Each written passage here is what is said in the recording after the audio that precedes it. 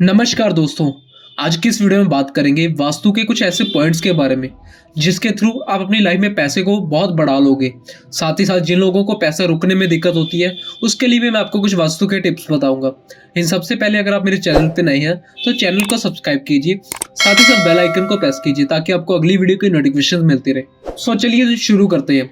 जन्म कुंडली में धन योग को एक्टिवेट करना कोई मुश्किल काम नहीं है। इसके लिए आपको बस कुछ बेसिक चीज़ों को समझना है और अपने जन्म कुंडली को, अपने बर्थ चार्ट को अपने सामने रखना है। लो, हो गया आपका धन योग एक्टिव। अब यह योग एक्टिव करने के बाद आप अपने जीवन में जो भी एफर्ट्स करोगे ना, वह एफर्ट्स जो है वह धन में कन्वर्ट होने शुरू हो जाएंगे। आपका जितना भी टैलेंट है उस टैलेंट को पैसे में कन्वर्ट करिएगा, यह मैं आपको प्रॉमिस करता हूँ। और इस वीडियो को अगर आप पूरा ध्यान से देख लेंगे ना, तो आज के बाद आप अपनी जन्म कुंडली का जो धन योग है ना, उसको बड़ा प्रॉपर्ली एक्टिवेट कर पाएंगे। जन्म कुंडली में किसी भी योग को एक्टिवेट करना हो तो उसके लिए आपको या तो डोनेशन करनी होती है या कुंडली के उपाय करने होते हैं। इन चीज़ों के लिए या तो आपको किसी एक्सपर्ट को अपना चार्ट दिखाना होता है या फिर खुद एस्ट्रोलॉजी को सीखना होता है। आज यह दोनों केस नहीं होने वाले हैं, क्योंकि आज मैं आपको कुछ ऐसे बेसिक फंडामेंटल इसी वीडियो के थ्रू बताने वाला हूं। तो इसके लिए आपको कुछ चीज़ों को ध्यान से समझना, और वह चीज़ है कि सबसे पहले आपको यह जानना है कि आपकी जो जन्म कुंडली है वह फिक्स है, यानी कि जब आप पैदा हुए थे उसी समय में आकाश का जो नक्शा था ना, वह आपका बर्थ चार्ट है, यानी वह बदल नहीं सकता। जो योग उसमें आ गए, आपको उन्हीं योगों से अपने जीवन को चलाना है। उन पत्तों को अगर आप सही से खेल गए तो आप विजेता कहलाएंगे, और अगर उन पत्तों को खेलने में आप चूक गए तो आप जीवन में हारा हुआ महसूस करेंगे। और यहाँ पर एक और बड़ा गेम चेंजर आता है, आपके घर का वास्तु। आपने जन्म कुंडली के अनुसार अगर आपने अपने घर के वास्तु में कुछ पर्टिकुलर चेंज कर लिए तो आप जीवन में धन योग के सारे रास्ते आपके खुलने शुरू हो जाएंगे, एक के बाद एक। तो इसके लिए क्या किया जाए? इसके लिए आपको समझना होगा कि आपके घर के वास्तु में जन्म कुंडली के अनुसार कौन सा कनेक्शन है। तो उसके लिए बेसिकली आपको एक चीज हमेशा याद रखनी है कि जो जन्म कुंडली होती है ना, यह हमेशा लगन होता है और यह आपकी कुंडली का फर्स्ट हाउस होता है। इस तरह से गिनती करते हुए आपकी जन्म कुंडली के 12 घर होते हैं। और अगर इन घरों की बात करें तो इसमें देखिए, यहाँ पर यह जो नॉलेज शेयरिंग है ना, यह मैं आपको लाल किताब के बेस पर बता रहा हूँ। लाल किताब के कुछ ऐसे फंडामेंटल्स हैं जिनको डिफाइन नहीं किया जा सकता, जो हमेशा बड़ी सटीकता से काम करती है। तो इसके अनुसार हमेशा आपका जो फर्स्ट हाउस है ना, यह पूर्व को यानी कि ईस्ट को इंडिकेट करता है। सेकंड हाउस जो है वो आपके नॉर्थ वेस्ट को यानी कि आपके घर के वायु कोण को, इसको इंडिकेट करता है। इन चीज़ों को भी बस आप इन्वाइट कर लीजिए, समझ लीजिए, ये आपके लिए अपने धन योग को एक्टिव करने के लिए बहुत काम आने वाली है। आपका बर्थ चार्ट का जो थर्ड हाउस है यह हमारे घर का दक्षिण है, यानी कि साउथ। फोर्थ हाउस जो है ना, ये आपके घर का नॉर्थ ईस्ट है, यानी कि ईशान कोण। वहीं पे फिफ्थ हाउस जो है वह आपके घर के ईस्ट से जुड़ा हुआ है, यह आपके ईस्ट की दीवार यानी कि ईस्टर्न वॉल। सिक्स्थ हाउस जो है यह आपके घर का नॉर्थ है, यानी कि उत्तर। सेवंथ हाउस जो है वह है नृत्य कोण, यानी कि साउथ और वेस्ट के बीच का कोना। एट्थ हाउस जो है यह आपके साउथ से जुड़ा हुआ है, यानी कि साउथ की दीवार। नाइन्थ हाउस जो है ये आपके घर का सेंटर है, यानी कि ब्रह्मस्थान कहते हैं इसको। 10th हाउस जो है आपके घर का पश्चिम, यानी कि वेस्ट डायरेक्शन। 11th हाउस जो है वेस्टर्न वॉल, पश्चिम की दीवार। 12th हाउस जो है आपके घर का साउथ ईस्ट एरिया, यानी कि आपके घर का अग्निकोण।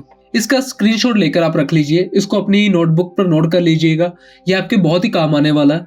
अब आपके बर्थ चार्ट में अब कौन सी ऐसी राशियां हैं जो हमेशा ही आपके लिए धन का जुड़ाव करने के लिए व्यस्त रहती हैं? तो वह सबसे पहले है कि वृष राशि, वृष यानी कि टोरस राशि, जिसको हम बर्थ चार्ट में 2 नंबर से डिनोट करते हैं। दूसरी राशि जो है वह है कन्या, जिसको हम बर्थ चार्ट में 6 नंबर से डिनोट करते हैं। तीसरे नंबर पर राशि आती है वह है मकर राशि, जिसको हम 10 नंबर से डिनोट करते हैं। यह आपकी कैप्रिकॉर्न। आपके बर्थ चार्ट में जिस भी घर में ये 2 नंबर, 6 नंबर या 10 नंबर यह राशियां होगी ना, अब वह घर जो है ना आपके धन को एक्टिवेट करने के लिए घर रहेंगे। सपोज करिए कि किसी की वृष राशि जो है वह आपके 4th हाउस में लिखी हो, तो उन लोगों के लिए जो घर की नॉर्थ ईस्ट दिशा है ना, उसको एक्टिव करना जरूरी है। उसके बिना आपका धन जुड़ नहीं पाएगा। और अगर किसी की कन्या राशि अगर नॉर्थ ईस्ट में होगी तो उन लोगों के लिए जीवन में धन आने के नए रास्ते खोलने में नॉर्थ ईस्ट बहुत ज्यादा एक्टिवेट हो जाएगी। और अगर किसी की मकर राशि यहाँ पर आ जाएगी तो उन लोगों के लिए धन को लगातार चलायमान रखना वह भी नॉर्थ ईस्ट से ही कंट्रोल होगा। यानी कि यह जो राशि है ना, वृष, कन्या और मकर, ये आपके जन्म कुंडली के जिस भी घर में होगी ना, अब वह घर जो है ना इकलौते जिम्मेदार होंगे आपके धन के प्रवाह के लिए, धन के जुड़ने के लिए और धन के संचय के लिए। तो आज हम चर्चा करने वाले हैं आप अपने जन्म कुंडली के अनुसार इन घरों को किस तरह से एक्टिव कर सकते हैं। और उसके लिए आपको एक विशेष चीज को जानना बहुत ही जरूरी है।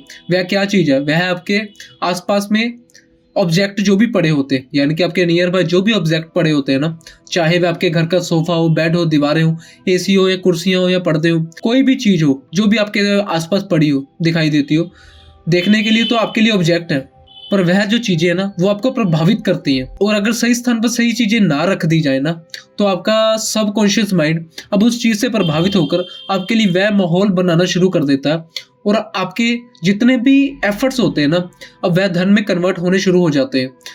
यह बहुत ही राज की बातें आपको बता रहा हूँ। अब जैसे कि आप स्क्रीन पे देख पा रहे हो गुल्लक की फोटो। गुल्लक किस लिए यूज होती है? धन को जोड़ने के लिए। वृश्च राशि जो है यह धन को जोड़ने की राशि है। आपके पास खर्चे निकाल के कितना धन जोड़ पाता है, यह वृश्च राशि डिसाइड करती है। वृश्च राशि अगर कमजोर होगी, वृश्च राशि ब्लॉक्ड होगी, तो आप कमाते रहिए, धन नहीं जोड़ पाएंगे, कहीं ना कहीं खर्चों में निकलता रहेगा। अब धन को जोड़ने का जो भी सिंबल है ना, यह यहाँ पर साक्षात वृश्च राशि बन गया, पॉजिटिव वृश्च राशि बन गया। अब आपके बर्थ चार्ट में वृश्च राशि यानी कि 2 नंबर जहां पर भी लिखा है ना, उस दिशा में गुल्लक को रख दीजिए। देखिए कितनी सरल उपाय है, लेकिन यह उपाय गोली की तरह असर देने वाला होगा, यानी कि बहुत ही फास्ट काम करेगा। अगर आपके 10th घर में यानी कि 10वें घर में वृश्च राशि है, तो आप घर के पश्चिम में रख दीजिए। आपके 4थे घर में वृश्च राशि है, यानी कि आपकी कुंडली के 4th हाउस में अगर 2 नंबर लिखा है, तो आप अपने नॉर्थ ईस्ट में यह गुल्लक को रख दीजिए। इस दिशा में गुल्लक रखने के बाद आप उसको यूज भी करिए, थोड़े थोड़े कॉइन्स डालते रहिए। यह सिंबल है, लेकिन यह सिंबल आपके सबकॉन्शियस को एक्टिवेट करता है, आपके घर के अंदर पैसे जुड़ने की ऊर्जा को एक्टिवेट करता है। यहाँ पर मैंने आपको मरम दे दिया। कोई पिगी बैंक रख सकते हैं, कुछ भी गुल्लक भी रख सकते हैं, कुछ भी आप रख सकते हैं, आप कुछ भी इसमें रख सकते हैं। धन जोड़ने का कोई भी जो स्रोत होता है ना, वो वहां पर आप रख सकते हैं। या कोई चांदी की डिब्बी होती है, उसमें भी आप रख सकते हैं, केसर भर के भी पैसे के लिए अच्छा होता है। इससे आपके जो धन जोड़ने की एक एनर्जी है ना, आपके घर में वह बड़ी बलवान होनी शुरू हो जाएगी। अब यहाँ पे एक सवाल आता है कि धन जुड़ेगा तब जब धन आएगा।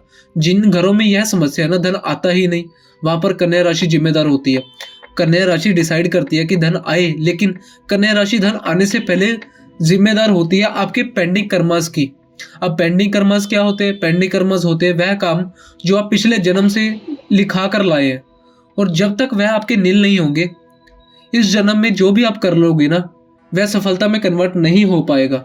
यानी कि समय समय का जो हेर फेर है ना, यह जिम्मेदार होता है आपकी इस कुंडली में चीजों को ब्लॉक होने के लिए। तो यहाँ पर फिर बारी आती है वॉच की, यानी कि घड़ी की, क्योंकि समय का सिंबल क्या है?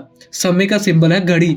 तो जहां पर भी आपकी कुंडली में कन्या राशि यानी कि 6 नंबर लिखा हुआ है ना, अब घड़ी उसी दिशा में लगाइए। देखिए कितनी बड़ी राज की बात मैंने आपको बता दी। अब घड़ी अगर आप अपनी कन्या राशि की दिशा में लगाएंगे ना, तो इससे क्या होगा? कुदरत आपको इशारे देना शुरू कर देगी। आपको अपनी सराउंडिंग से वह सहारे मिलने शुरू हो जाएंगे कि होगा कि कुदरत आपको बहुत ही सपोर्ट करना शुरू कर देगी।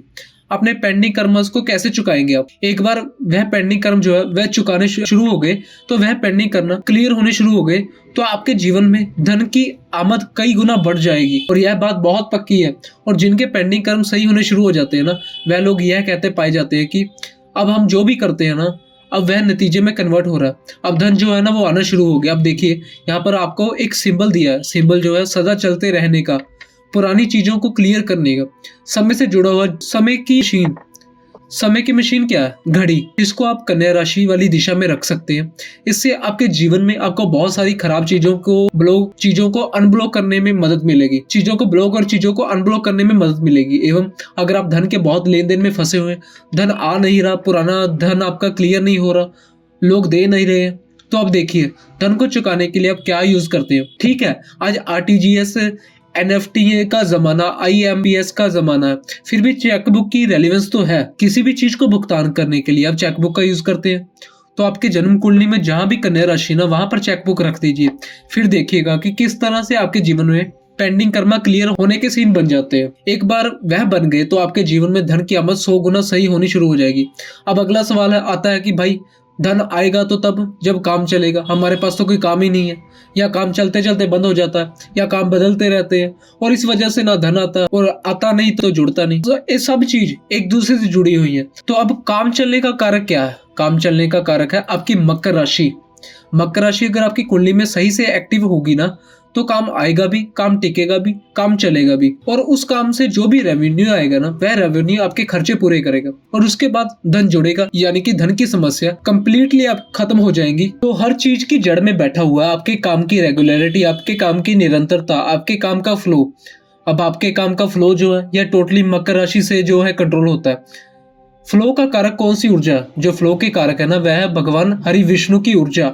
तो इस केस में आपको क्या करना, भगवान विष्णु, चाहे वह भगवान विष्णु के साथ माँ लक्ष्मी हो, चाहे वह भगवान विष्णु का कोई भी पोस्ट हो, कोई भी फोटो हो, या भगवान विष्णु की कोई भी मूर्ति हो, इवन तिरुपति बालाजी की भी कोई मूर्ति हो जाए या फोटो हो जाए, या जो भगवान विष्णु के स्वरूप होते हैं ना, या निरंतरता के सूचक होते हैं, या चीजों की रेगुलरिटी में, यानी कि चीजों को रेगुलरिटी में रखने के सूचक होते हैं। तो आपकी कुंडली में जैसी भी दिशा में मकर राशि आए ना, आप उसी दिशा में भगवान विष्णु की फोटो लगा दीजिए। यकीन मानिए ये रेमेडी बहुत जल्दी और बड़ी सटीकता से काम करती है। तो इस तरह से देखिए, मैंने आपको मर्म दे दिया। अब आपके लिए कंटिन्यूटी का सिंबल जो भी चीज बनती है ना, आप उसको लगा दीजिए। एक जो पेंडुलम वॉच होती है ना, वह भी तो कंटिन्यूटी की सूचक होती है, लगातार चलते रहना। एवं वॉच अपने आप में कंटिन्यूटी का सूचक होती है। तो आप वॉच भी मकर की दिशा है ना उसमें लगा सकते हैं, लेकिन फिर भी जो प्रॉपर चीज़ों के पालनहार है ना, जो आपके प्रोवाइडर है, यानी कि भगवान हरि विष्णु की ऊर्जा, आप उसको मकर राशि की दिशा में स्थापित करिए और फिर देखिएगा कि आपके जीवन में निरंतरता किस तरह से आती है। तो दोस्तों, यह था मेरा एक छोटा सा प्रयास आपको समझाने का, किस तरह से आप अपने बर्थ चार्ट से अपनी धन की ऊर्जा को एक्टिवेट कर सकते हैं। तो ये था आज के लिए। तो अगर आप लोगों को मेरी वीडियो पसंद आती है तो वीडियो को शेयर कीजिए, चैनल को सब्सक्राइब कीजिए, साथ ही साथ बेल आइकन को प्रेस कीजिए और कमेंट बॉक्स में कमेंट जरूर करके बताइए कौन सी चीज़ आपको अच्छी लगी है। सो आज के लिए इतना ही। ओम नमः शिवाय।